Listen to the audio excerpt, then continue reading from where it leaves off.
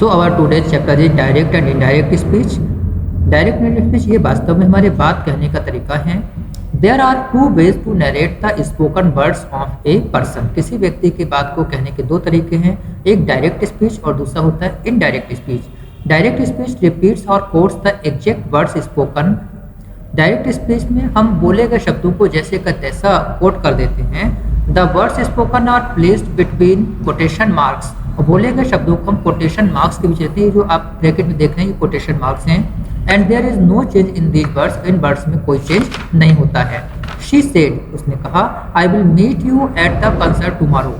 Mom said, quotation marks, don't forget to fold your clothes. Father asked, quotation marks, why are you so late. When you report someone else's statement in your own words without any change in the meaning of the statement, it is said to be indirect speech। लेकिन जब हम इन्हीं शब्दों को बिना बदलाव किए हुए अपने शब्दों में कहते हैं तो उसको हम इनडायरेक्ट स्पीच कहते हैं। जैसे she said that she would meet me at the concert the next day। अब यहाँ पर हमने कोटेशन मार्क्स का यूज नहीं किया है और वर्ड्स को केवल टेंस को हमने चेंज कर दिया, बाकी कोई भी सेंस में बदलाव नहीं किया है। Mom told me not to forget to fold my clothes. Father asked me why was so late, why I was so late. क्योंकि इन दो सेंटेंसेज में यहाँ पर शी सेड के बाद में हमने कोटेशन मार्क्स को हटा के दैट का यूज किया है। उसी तरीके से यहाँ पे टोल्ड यूज हुआ है, यहाँ पर आस्क यूज किया है। तो ये हम क्यों करते हैं इसको हम आगे रूल्स के अकॉर्डिंग अंडरस्टैंड करेंगे, समझेंगे। Rules we use in inverted commas और quotation marks to indicate direct speech। Direct speech में हम quotation marks का यूज करते हैं जिनको inverted comma भी बोलते हैं। Rule number 2, we use a comma at the end of the speech before the closing inverted comma। जो inverted comma क्लोज करता है उसके पहले हम नीचे कॉमा का यूज करते हैं, जैसा कि हमारे इस एग्जाम्पल में यहाँ से ये इसको क्लोजिंग इन्वर्टेड कॉमा बोलते हैं। Then rule number 3, if the speaker is asking a question. अगर स्पीकर कोई क्वेश्चन पूछता है, मेकिंग अ स्टेटमेंट और exclaiming question mark, full stop और exclamation mark comes inside the question mark. अगर हमारे सेंटेंस में कोई क्वेश्चन है, एक्सक्लेमेशन है, फुल स्टॉप है, ये एक्सक्लेमेशन मार्क है, तो इन सभी को हम कोटेशन मार्क के अंदर ही रखेंगे। She asked, are you coming with us, question mark and then quotation mark. ध्यान रखना है कि जो क्वेश्चन मार्क है, इंटरजेक्शन मार्क है, एक्सक्लेमेशन मार्क है, फुल स्टॉप को इन्वर्टेड कॉमा के अंदर ही रहेगा। एक और देखिए, she exclaimed, oh my god, in sign of exclamation, you are really coming with us, and then sign of interjection and question mark, quotation mark was closed. The reported speech normally begins with a capital letter। reported speech आमतौर पे capital letter से start होती है, unless it is broken into two parts, जब तक इसके two parts ना हुए हों। Then the first letter of the continuation speech is not in capital। तब continuation speech का जो पार्ट है वो सेकेंड पार्ट कैपिटल लेटर से नहीं होगा। जैसे I will be late today, I will be late today, then quotation mark and comma, she said, उसने कहा, unless my work finishes on time। देखिए यहाँ पर she said के बाद फुल स्टॉप नहीं है, यहाँ पर today के बाद फुल स्टॉप नहीं है, इसलिए हम इसमें जो सेकेंड पार्ट है उसको कैपिटल लेटर से स्टार्ट नहीं करेंगे। Now general rules of changing direct speech into indirect speech. Direct को इनडायरेक्ट स्पीच में बदलने के जनरल रूल्स यानी कॉमन रूल्स क्या हैं। नंबर 1, फर्स्टली यानी सबसे पहले comma and the quotation marks are remove. हम कॉमा और कोटेशन मार्क दोनों को रिमूव कर देंगे।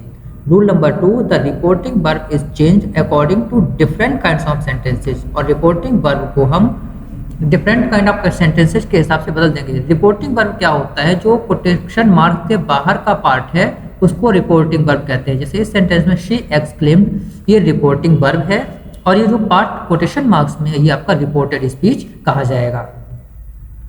The conjunction is used according to different kinds of sentences.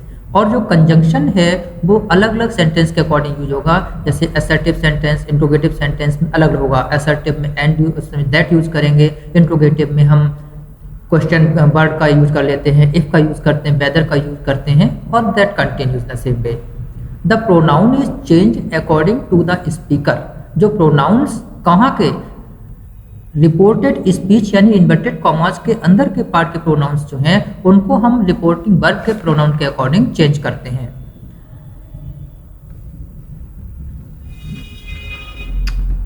The verb is changed according to the rule of the sequence of tenses। और जो verbs हैं वो sequence of tense यानी tenses के अकॉर्डिंग चेंज होंगे। जैसे अगर हमारा रिपोर्टिंग वर्ब प्रेजेंट टेंस में है तो रिपोर्टेड स्पीच भी प्रेजेंट टेंस में रहेगी। रिपोर्टिंग वर्ब अगर हमारा पास्ट टेंस में है तो रिपोर्टेड स्पीच को भी हम पास्ट परफेक्ट में चेंज कर देंगे जैसा हमें रिक्वायरमेंट होगी। Words expressing nearness are change into words expressing distance. जो वर्ड्स नियरनेस यानी करीबी दिखाते हैं उनको हम डिस्टेंस दूरी वाले चेंज, जैसे कि कम का वो हो जाता है, नियर का फार हो जाता है, टुडे का दैट डे हो जाता है, हियर का देयर हो जाता है, एंड इन दिस पे भी change. Now rules for the change of tenses. Tenses के चेंज के लिए रूल्स क्या हैं? If the reporting verb is in the present और फ्यूचर टेंस, अगर रिपोर्टिंग वर्ब हमारा प्रेजेंट या फ्यूचर टेंस में होता है तो हम there is no change in the tense of the verb in the direct speech. तो इनडायरेक्ट स्पीच में कोई भी चेंज नहीं होगा। जैसे Reena says she likes mangoes, Reena कहती है उसको मैंगोज पसंद हैं। Reena says that she likes mangoes, he will say I am hungry. यहाँ फ्यूचर है, यहाँ प्रेजेंट, इसलिए हमने अंदर कोई भी चेंज टेंस में नहीं किया है। If the reporting verb is in the past tense, the tense of the verb in the reported speech or indirect speech must be generally changed। अगर रिपोर्टिंग वर्ब पास्ट टेंस में है तो आमतौर पे यानी जनरली हम रिपोर्टेड स्पीच के टेंस को चेंज करते हैं। The simple present tense become simple past, जैसे कि लाइक्स का शी लाइक्ड हो गया। Present continuous becomes the past continuous, जैसे आई एम गोइंग इसका पास्ट गोइंग कर दिया गया है। प्रेजेंट परफेक्ट टेंस हो जाता है पास्ट परफेक्ट टेंस, जैसे कि I have done my work का he had done his work हो गया। सिंपल पास्ट जो है वो आपका पास्ट परफेक्ट में चेंज होता है, जैसे कि आई ब्रॉट का हैड ब्रॉट हो गया, and the same continue.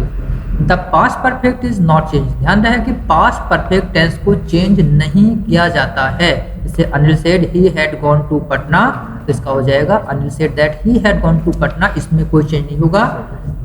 Shall or will is changed into would, may is changed to might, and can is changed to could. So he said I will go to London tomorrow, so he said that he would go to London the next day. Now there is an exercise connected to this that you have to do.